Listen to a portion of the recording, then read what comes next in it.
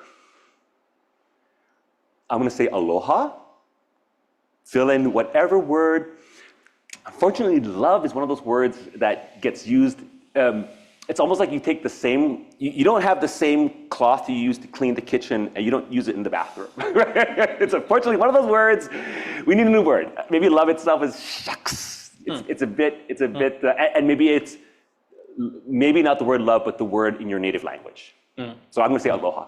So again, fill in whatever. I mean, if it's love, great, go for it. No holds barred when it comes to expressing love, maybe. So how far does your aloha extend throughout space and time? Because that's where you are, right? If you love the far future, then you're there. Your love is going to be there. Even though you may not physically be here, that's your presence. And so I have found a boundless kind of aloha that permeates throughout space and time, which is why I'm always smiling. That's amazing. Thank you. Yes. Anyway, it's a good lesson to try to retain and think about the love extending forwards and backwards, like you're just a moment, but your moment extends in front of you. And it goes sideways too. Yes, it goes everywhere. Yeah. So bring us down to Earth, but then a virtual space. Oh, fabulous. Which is, do you want to sort of do a demo of sort of how your current sort of working practices? Absolutely. Yeah. And I will actually begin the process while I introduce the idea, which I'll attempt to do two things at once, because then that way I can talk about what I'm doing, and it's going to take about 45 seconds for us to have it up on the screen. Right. And also, and just before that, so we'll do that for 5 minutes or so, something like that. It might be closer to 2 to 3 minutes. Oh, even 2 to 3 minutes. But me limiting myself to any kind of reasonable time frame. Yeah, I was going to say 2 to 3 minutes. I don't believe you. Yeah, exactly. Don't touch this. When this is done, then we'll open it up to questions. So please be thinking about what you might want to take advantage of having him here in front of us to ask questions about all this really dense craziness. That was an hour? Yes. You know, there were times when I'm like literally drawing and painting and like, it's nighttime and I didn't eat breakfast, lunch, or dinner. Yeah, I believe it. When I have a wonderful problem, which is I can immediately go into flow state. So I can be drawing. I don't need any running room. I also have a difficult time staying on one kind of idea or one process. So okay. So.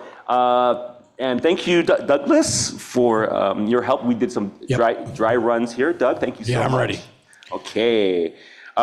First things first, I'm actually going to see if I can stand up here. Boom. So in a little while, what's going to happen is you folks are going to see exactly what I can see. Boop, boop, boop, boop, boop, boop, boop. And it should start. And let me know if it does pop on, Douglas. Yeah, I will. I'm not seeing it yet. Okay, it's going to be about, best case, about 5 more. Oh, here it comes. Okay. There we go. Yeah, there we go. Yes. So we are. Oops. Okay, we're good. Okay, so great. So my goal here is. Oops. I'm going to do one quick thing. So fortunately, I've been doing quite a bit of this. We just had the Festival of the Pacific. Woo! We just had the Festival of Pacific in Honolulu. Okay, here's Gravity Sketch. I was doing this demonstration for folks who came I am the artist in residence at the Hawaii State Art Museum, and it's been renamed the Capitol Modern. And so I have TV set up, and I can actually show people exactly what I'm doing. I'm not sponsored by Meta or Quest, but I'm happy to use their technology. So I'm going to take these goggles. I'm going to carefully toss them into the audience. Oh, sorry. There we go. Okay. So this, I will start with a completely fresh drawing here. Okay. I'm going to start first things first. So my goal is to actually move very carefully. This technology is still super duper basic. In fact, I'm going to turn this way, so I'm not going to have a multiplying screen here. Okay. First thing to do is I'm going to create a mirror. Then I'm going to choose a shape. I'm going to choose a cube here. And then I'm going to choose a color, and let's get something kind of fun. Something a little bit golden there. Okay. If you haven't already done this before, or if augmented reality is a new thing to you, then it's a little less new right now because we're in augmented reality. This is AR. This may be the future. This may be the things that we're going to be doing and exploring reality with. What I'm doing, this is important, is I'm creating a singularity. I'm creating a single object and shape. Once I have my initial shape, I can then subdivide it and subdivide it further, oops, or this side here, subdivide it further, whoop. And as a sculptor, what you begin to realize here is that everything is now possible. Anything you can possibly imagine comes from these very simple relationship here. I can grab faces, I can grab edges, I can grab points. That means I have absolute range to make anything. It's timely, but I mean it takes time to do, but what I find with this technology here, it is just about the middle ground. It's the space between literally grabbing a chunk of clay and throwing it onto an armature and sculpting it, and doing something in Blender from a two-dimensional screen. Working in Blender on a two-dimensional screen really, to me, felt like building a ship in a bottle, right? I wanted to actually be able to get in that bottle, and here I can. And so, from this form here, I can also grab a point. Oops, there we go. Whoop, I can grab a point. I can then extrude it. And I'm going to step a little forward. There you go. There is a gate. That gate is important because what that does is stops me from stepping out or stepping into anything here. But remember, this is VR. And honestly, I felt working in VR, it's like walking around with a blindfold. It actually is a bit exhausting. But for now, actually, right now, what I'm realizing, this is the first time I've noticed it, it might be easier to see what I'm working on because I don't have to compete with the background as much. But honestly, the freedom that this affords it's almost like, where do I begin? What do I want to make? I could spend years in an AR or VR environment sculpting. I have no idea what I'm sculpting right now. It's purely stream of consciousness. But actually, I don't really know what it is I ever am sculpting. Basically, because I've created a 40,000-year timeline, anything I make, I could actually plop it into that timeline. Human beings, there are no aliens in Fantastica. There are other sentient forces in the universe, but they're distant ancestors. All of life in the multiverse is related. That's my hypothesis there. So what I am doing right now is that I'm able to rapidly prototype. I'm able to rapidly create forms that they themselves can become other forms. And because I'm sculpting them carefully, actually, I have to be careful. What you don't want to do when you're working in a digital sculpture is you don't want to grab an edge like this and push it through. Actually, it won't let me do that there. Here, let me show you what you don't want to do. You don't want to do this. You don't want to fold this. If you try to then drop this into an actual VR or into a game format, it would get angry at you because it doesn't like the negative space. It doesn't want you to be sloppy. I've been sloppy with this for years until I figured out subdivision modeling, which is what I'm doing right now. You can literally grab objects and just throw them together to make random shapes, but then you end up with really, really messy models that somebody who then wants to try to animate it will send it right back to you and say, no, I do not want to animate this. It's 30 times larger than it needs to be. By working in subdivision, however, I can now,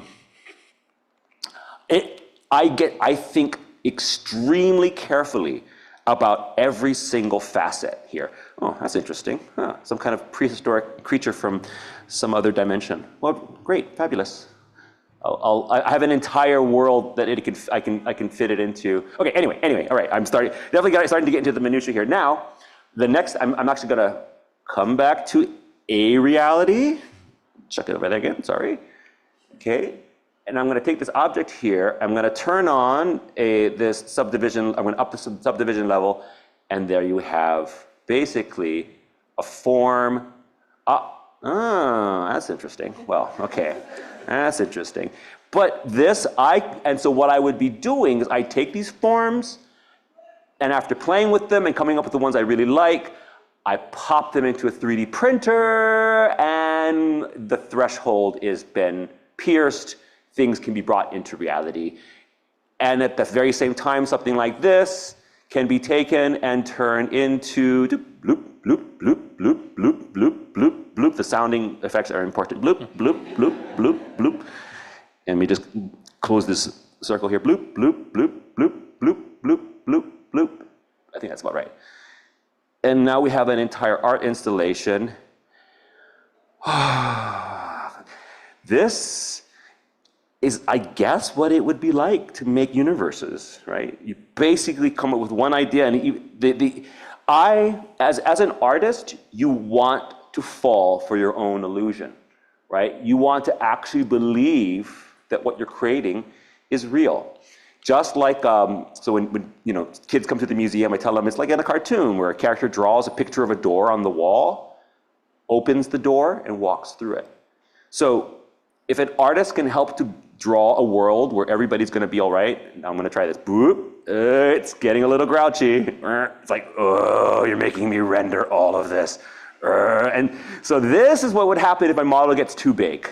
You see, what's happening is that my Oculus has to render all of this information, and even by doing this, it's having to render it thousands and thousands of times, just so that it looks pretty basic. This technology is still in its adolescence. I mean, maybe even this technology is still in its toddler phase, and just all of this freedom. I can do anything. I can pull these things apart. I can move these around. Okay, I'm now gonna not play with this anymore. I'm gonna jump up, and then I'm gonna wrap this up. How to make these things happen fluidly just simply takes practice. Like you'd learn how to play guitar, a flute, an oboe, piano, ukulele. What I'm doing with my fingers at any one particular time becomes intuitive. Like I know if I do this, if I do that, I can scale it, I can do all these different fun things, blah, blah, blah, blah. But this I feel like is pretty darn close to what I feel like when I'm actually sculpting things. This is something that I made during the Festival of the Pacific. And I'm actually gonna turn off my window because I don't need the window. Yeah, okay. And this is actually based on one of the Ki'i forms that I created. And I made everything from scratch, including this head here. This head, now you realize how many points are on this. And if we turn off, see all those individual facets there?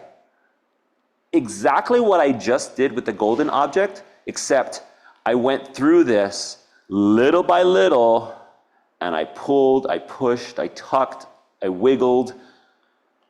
Ears. Ears are weird, right? We all have them, but it's only when you start to sculpt an ear do you say, why do we have these weird fleshy things stuck to the side of our head? So like anything else, art that makes you look back at reality with a fresh lens, like, oh my God, ears. I mean, don't even get me started on noses, man. We look at them every day, but they're weird. It makes me think about what another intelligence would think about when it sees us for the first time, and would be like, wow, what? How did you evolve to have those kinds of features, right? So, but okay. Yeah, okay. So anyway. You can sculpt it from within. You can do all kinds of really fun stuff. I know now we're gobbling up time rapidly, so I'm going to leave this universe. I'm actually going to also another great thing about you can do with this is you can, in theory, yeah, there we go. You put it all back and start together again. And you can also there's an entire object on the inside here that you can sculpt. It completely comes apart. You can look at it, it's all its individual components. And then again, when I put this into the 3D printer, it prints the form within the form. Oops, where did she go? Oh well, I'll put it back later. But you have objects within objects. And that is just mind-bending. You can print the ship and the bottle all at one time. Okay, I'm now going to leave cyberspace. I'm like a diver. I'm going to come up back into reality here. And there we go. Woo, what fun. So, thank you. Thank you. Oh, that was amazing. I didn't see you do like that disassembly when I was watching what you were doing at FestPack. So shall we take some questions? Oh yes, absolutely. Okay, so please, questions. There's a microphone over there. If you have a question, raise your hand. She'll bring the microphone to you.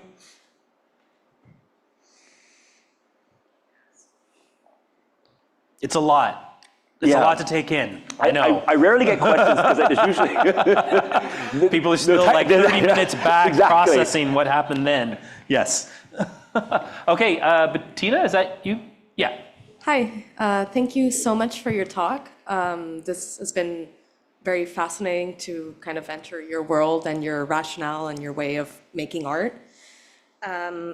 This isn't so much of a question, but I did want to highlight something that you and Jason both said that really, really spoke to me. Specifically about taking out the mounds of rubbish from the land and doing that as an exercise of removing the layers of colonization being taken away. And recently, I'm from Puerto Rico, and so something that Hawaii and Puerto Rico unfortunately share is US imperialism. Yep. So I just, I didn't see anybody else raise their hands at first, so I'm sorry for taking up this time, but I just wanted to say I'm gonna be thinking a lot about this comment that you both said about different efforts that are taking place in Puerto Rico and in Hawaii of kind of removing these mounds of rubbish of years of colonization and kind of realize what the land has to tell to us. Yeah. There's an artist from Puerto Rico that was creating this really great futurist project, and it's not very common to see futurism happening there currently, where he took this book that is sold in pharmacies, that is kind of a school book that is used especially in the public school system to teach about history. And instead he did workshops where he taught students to kind of envision their futures themselves. And so they start creating a Puerto Rican future that some of them imagined even, what if we hadn't been interrupted by these different colonial entities? So it made me think a lot about your work, and thank you so much. Perfect. Wonderful. Right. Wonderful. That's color to my palette, really, because this is a kind of an idea that is absolutely universal. It's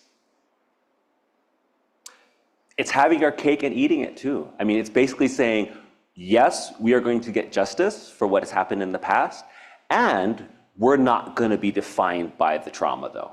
So, in other words, we're gonna win in every possible sense, and by winning, what we're creating are win situations. That is to say, ancestral wisdom, the way you can apply it, like right now, for most countries and continents and societies in general. Waste management. That's like how, I mean, honestly, it's like they're not the most glamorous at all. But how to make sure that you're not constantly poisoning the land. And also mental health. In all of our cultures, all of it, we have songs, we have poems, we have stories that our ancestors would tell us about how great heroes or characters from our stories would deal with the weather that's inside us all, right? If we don't understand, if you don't know how to understand your own winds on the inside, then you will often find yourself being blown off course. And we want to first imply that, first of all, that the first thing you want to find, what is your course? What is your mission? Not having a mission is actually maybe what many people would define as actually the problem in their lives. They don't know why they're here.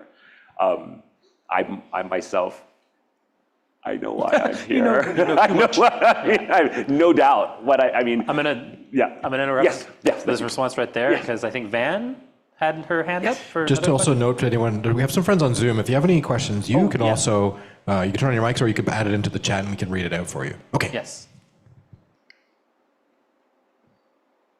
Hi. I was just listening to your discussion on love, it's discussion on waste management and whatnot. Is like very inspiring for my research as well, because I study Zagadewan, which is similar to aloha. So I was just wondering if you could expand, or maybe, expand your thoughts on kind of the relationship that you're seeing with different aspects of aloha in relationship to kind of how you perceive tricksters throughout your eons. Okay, wonderful. Thank you for that question. And it's in Hawaii. I think one of the things that one of the most important technologies we have in Hawaii, and maybe even universally, is I think will really be highlighted when we think about a possible 20,000 or 2,000 year trip to the Pleiades system. In other words, this is a good reason why science fiction actually provides scenarios that you actually might be a bit too abstracted. We talk about the Earth being a planet, right? I mean, or being a spaceship, right? For some people, that's just too much for them to get their heads around, right? So we say, well, we would actually have to have a little mini Earth if we wanted to survive some, multi-generational voyage. And that seems to be the kind of thing we eventually should kind of start thinking about planning to do. It ain't the rockets that's gonna get us there. I mean, yeah, but you can have the most amazing spaceship. You can have the most amazing canoe. This canoe can have the best rigging and sailing technology. The spaceship can have an amazing propulsion system. But if the people on the canoe and the people on the spaceship don't know how to be kind to themselves, don't know how to be kind to each other, don't know how to be kind to the spaceship itself, out of a 3,000 year voyage, you're lucky if you get 100 years. Because the most important technology that we will ever have for the foreseeable future, and by that I mean, if we quantify being able to foresee a future, we're going to have to start talking about things in this, the sweeps of thousands of years, is simply compassion, empathy, sympathy, every possible permutation of what that is. Why I think it's probably an underrated thing to think about all the words for love, all the words, and having them all grouped together is something that actually should be done all the time, because there are different takes on love that are very particular to different communities and different countries. I'll give two examples that I know of, and that is, that are immediately, I've engaged in recently, is, first of all, aloha. The direct translation of aloha, alo, is face or presence. We, he alo kako, we are in each other's presence right now. And through the miracles of the internet, people from around the world potentially are in our presence right now. We're all sharing a singular experience, okay? So we're all here, virtually or physically, in space and time. That's alo. Ha. We are descendants of, in Hawaii, we talk about the idea of haloa. Haloa is one of our most ancient descendants. Ha is breath. Loa is long. We are the long breath. But ha, so therefore, the way I like to think of ha is also our connection to the mystery.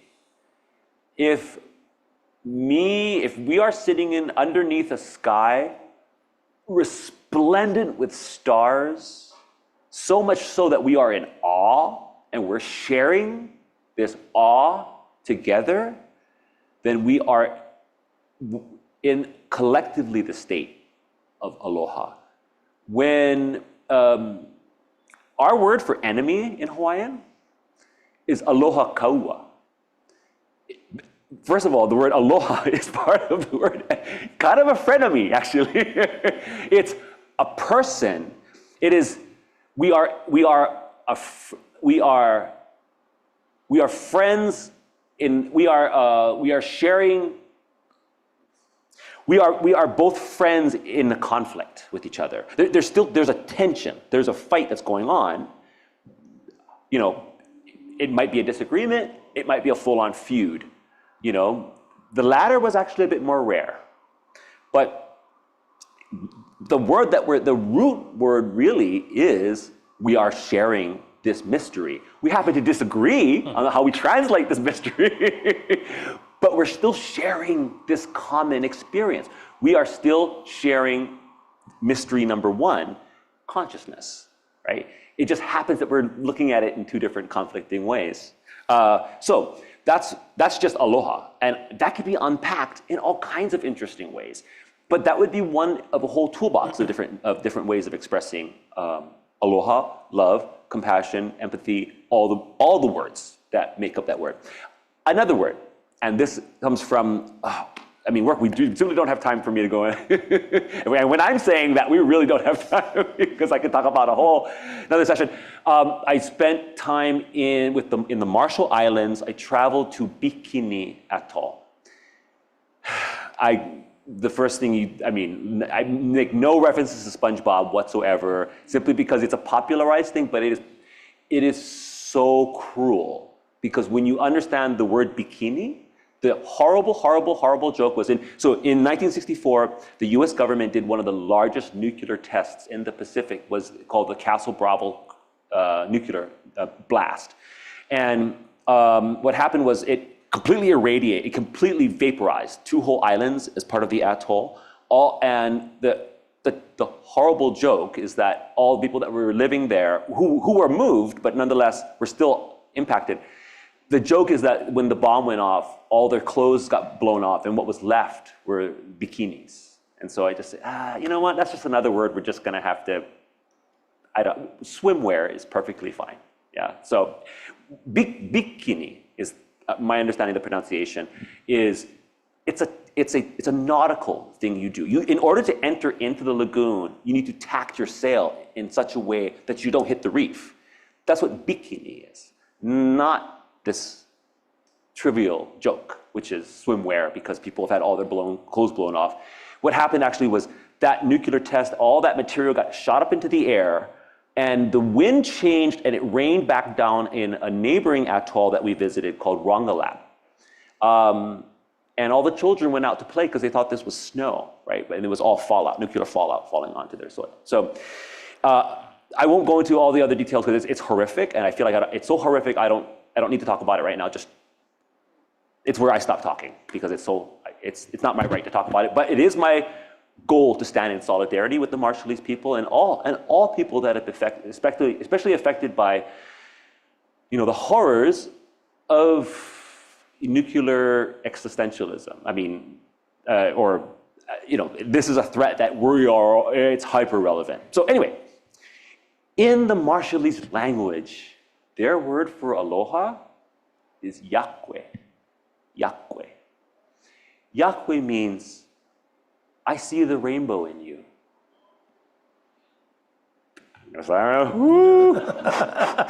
It's so achingly beautiful.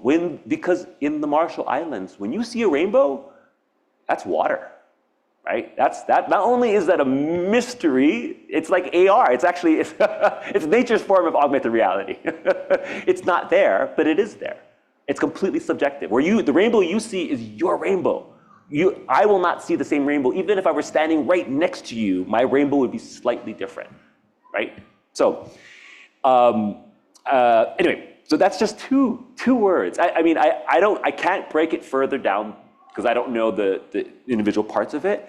But if we are able to combine and look at all the words that we have for aloha across all of our cultures and looked at the operative parts of it, what an amazing toolbox. And that that should be something that we do all the time, is try to combine all the words and bring it into some kind of a singularity, because I'm certain that the words that you have for aloha in your culture, I'd be like, oh my God, I now aloha will mean something more to me now that I understand your translation. So be careful of the questions you ask, because it's very likely to take about half an hour to answer them. On that note, is anybody, who else is going to dare ask a question? I was going to make it very quick. I grew up with the Silmarillion. Like the token, I got it. I actually wanted to be a visual token. That was my whole thing. But the Ents, right? The Ents would be like, is that your word for a hill? Our word takes 3 weeks to say, because a hill is made up of all these things. So anyway, I just love that. Anyway, go. Okay, I love great ideas. It doesn't matter where they come from. I'm happy to appropriate them. We do have a question on Zoom. Okay, great. I'll read it out. Camellia is asking, my community constantly works to debunk historical archives, and reclaim our true stories from colonial narratives. Do you see futurism as a concept that moves only forward, or do you believe it can also involve looking backward? Then she adds, I also think about what our reality would be like if our history hadn't been interrupted, but I also wonder, how would we be as a community if we weren't told the lies we were told today? How do you envision a future that remains connected to the present in this way? Yeah, that's great.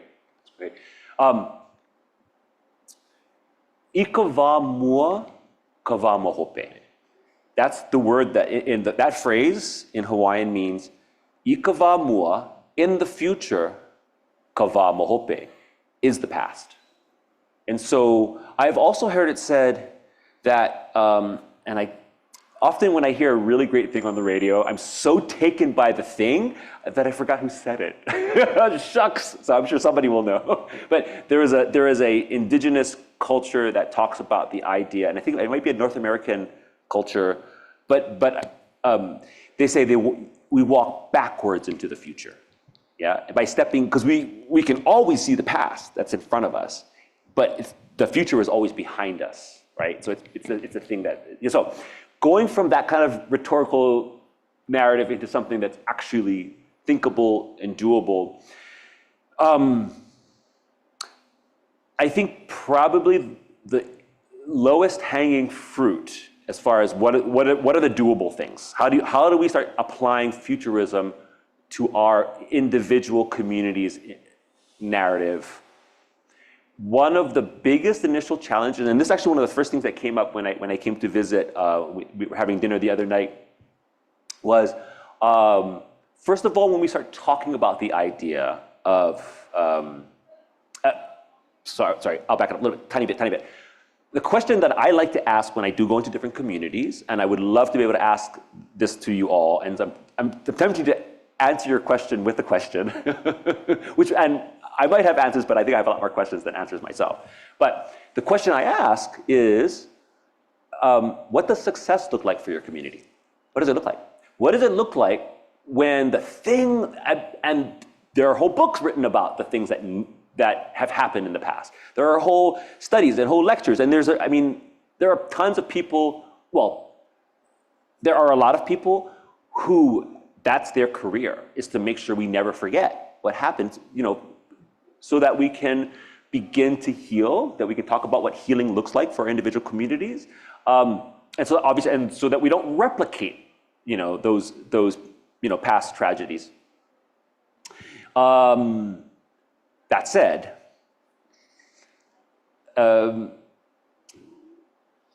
what I don't want to do, the thing that I try to be very careful of is, I do not want to diminish the tragedies. I don't want to say, get over it.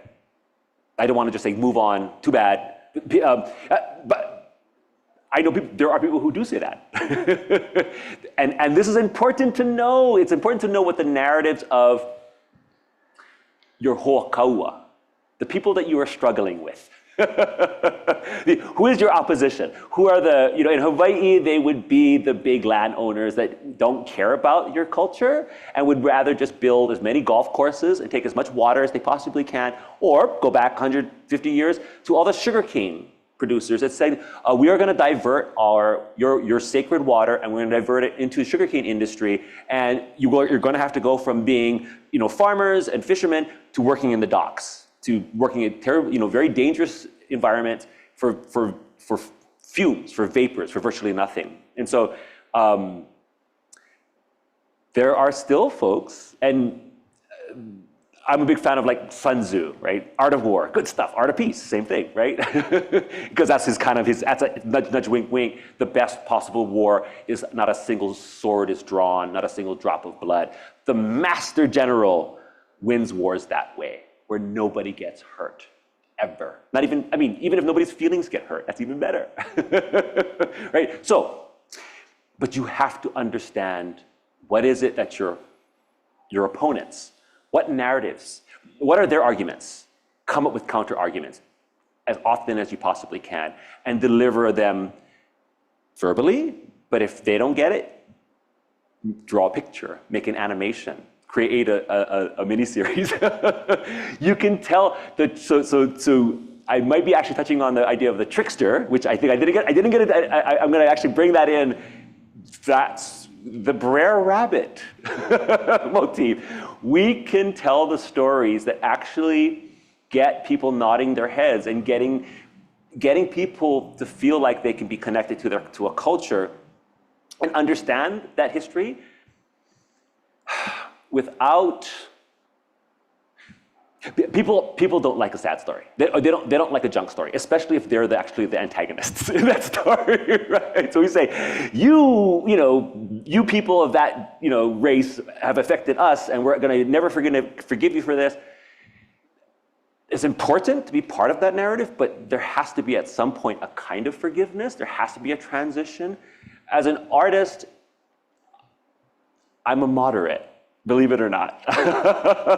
Which other means none of my narratives are going to be very easy narratives, because they're really asking everybody to find a middle ground, if a middle ground can be achieved. So the idea here is that we have to address tragedies of the past, and at the same time, we have to continue to evolve. And the best possible archetype that I can think of, and I think, I might be able to actually close this idea up. So I go like, The right parentheses at last. I know. There hasn't been a single period in everything I said in the past hour and a half, 3 hours. It's been a running sentence, unfortunately. Yeah, there it goes. It was so close. I was so close to the and I was like, I'll go right to the finish line, I'm gonna fall asleep. That's hilarious. Okay, well, I don't know, the trickster. Right, trickster. I'm gonna close it off. Let's go with the circle. Close the circle. There we go. It'll come up. I Andy Kaufman. How many of you know who Andy Kaufman is? Okay, that's what I thought. That's a very generational thing. There we go. There you go. And then you go, oh, that kind of thinker. Latka and Taxi, all those things are generational. Yeah. That was him. Oh, sorry. Yeah, that was him. Yeah. Okay, well, maybe while you're thinking about it, we have time to take one more question, if there is one more question, either online or Hans has the question. Great. Thank you so much for all of that. I think all of your words really sank with me and a lot of other folks here in this reminder of the future and how vast it is, and also the past. But I think what I'm also curious about is just this idea of the present and navigating the sort of resistance. I really appreciated this dialogue you brought in about violence, because it feels like the world is getting more and more violent these days. And I'm curious if you have any methods or approaches to dealing with things. It seems like you have such a wealth of knowledge in this macro lens, but now I'm thinking in a micro lens, like how do you kind of navigate the world today and in the next little while? Yep. Thank you. Great. And actually, I really appreciate that question because I go through life basically with a telescope on one eye and like a microscope on the other eye. And so something that might be immediately right in front of me, I don't see because I'm either looking like right here or I'm looking way out there. So it's important to zoom, to focus in on the immediate. And I feel like this was what I was going to get to with the other statement, but okay, great. So first of all, what's really important, that wherever you are on the spectrum of activism, of engagement with your communities, of understanding where you are in the work that you're doing, whether you're on the side of addressing the problems from the past, by working with community, working within the different areas that you're in, or whether you're all the way into the future and thinking about planning. If you're thinking in the realm of what does success look like in your communities, or anywhere in between, or a little bit of all of those things. The thing that you can do right now and constantly be doing, no matter if you're having success in the other areas of your life, take care of this land right here. Take care of this soil. Understand the waters that are flowing through your own oceans. Take in the airplane when they see the air mask strapped down, put on your mask first. In the work that you're doing, passion should be like a flame, and you hold it up here away from yourself so it can light the way or help to light the way for other people. Don't put it in your guts.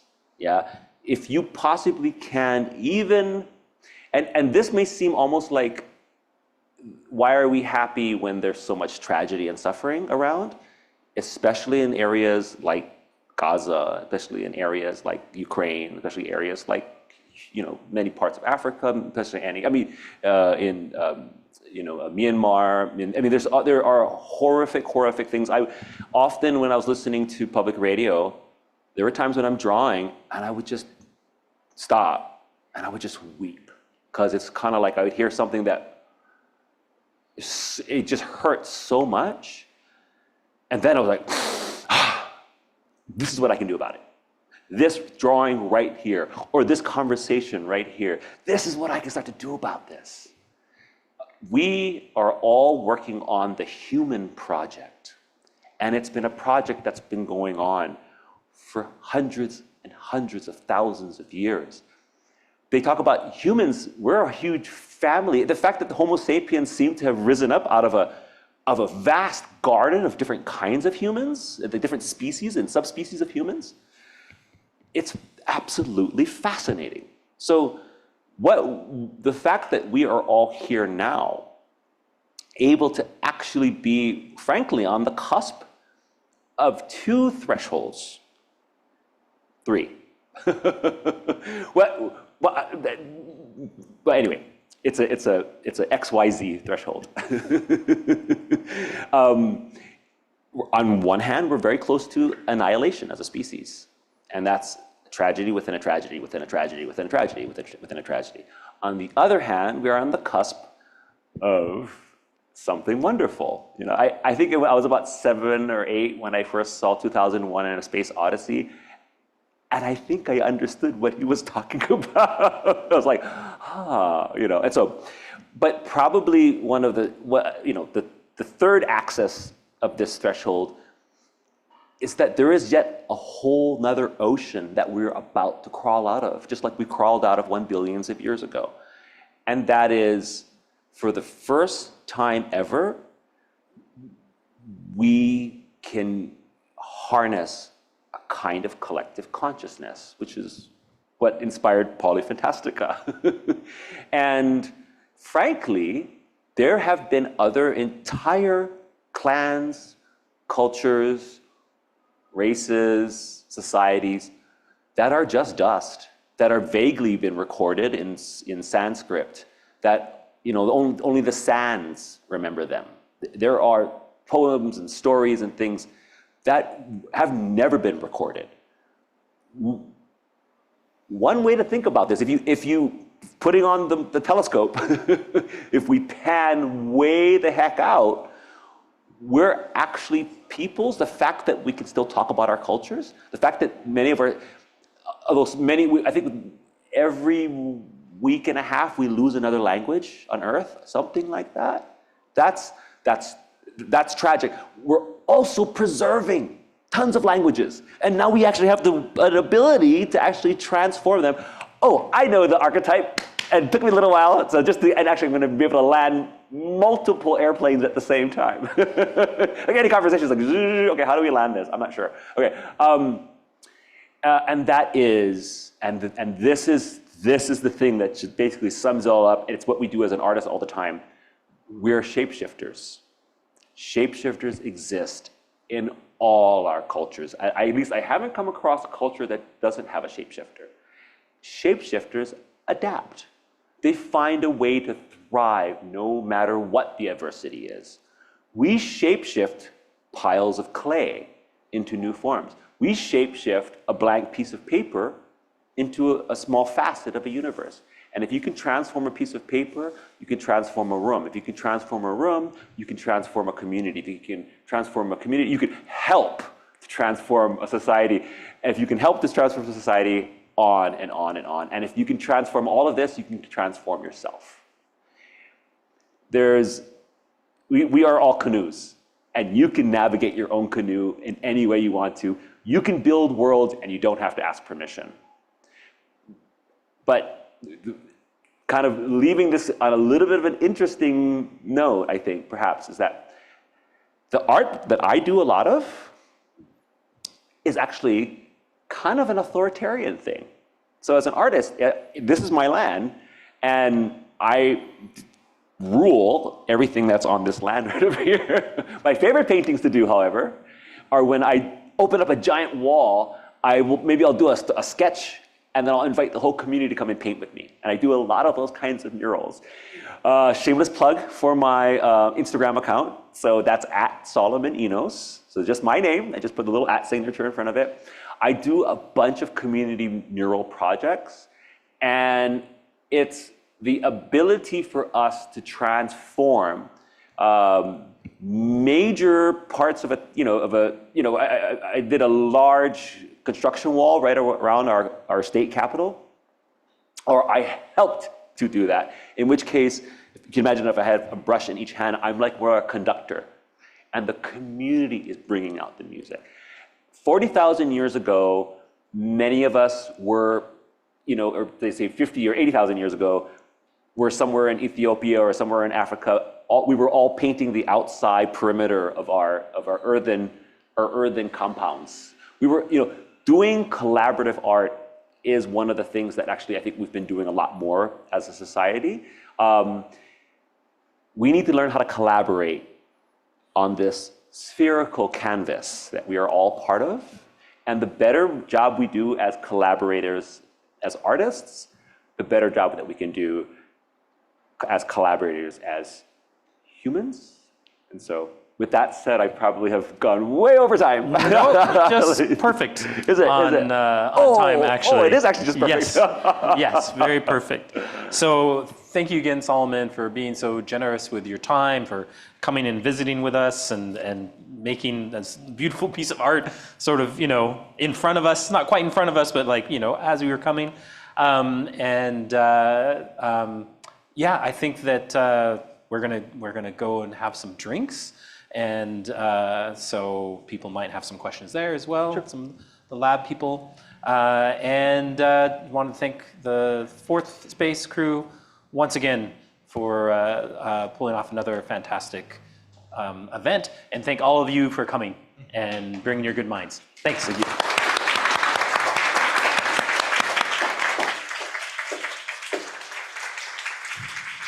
Okay. Thanks, Jason. Thank you, Solomon, so much. Also, Skaunati, Vanya, everyone for bringing this together. Thank you for coming into this fourth space today for this conversation. Of course, those of you online joining us there too. We'll be closing up the Zoom and the live stream now. Just a reminder, the conversation remains available on our YouTube channel. You should visit, you should share it.